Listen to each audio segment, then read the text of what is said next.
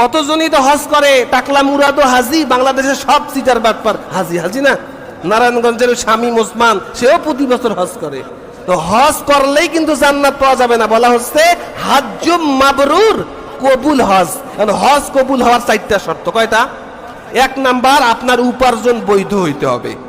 মানুষের টাকা মেরে খাওয়া, হক নষ্ট করা, বেহালালি টাকা দিয়া আপনি প্রতি বছর হজে গেলে ওই হজ কবুল হবে না। হজ কবুলের 4টা শর্ত।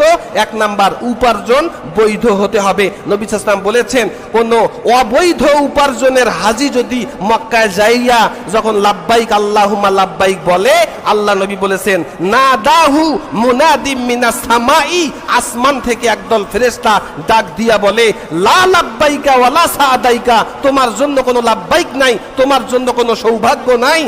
জাদুকা হারামুন, তোমার পাথেও হারাম। ওয়া হাজ্জুকা গায়রু মাবরুর,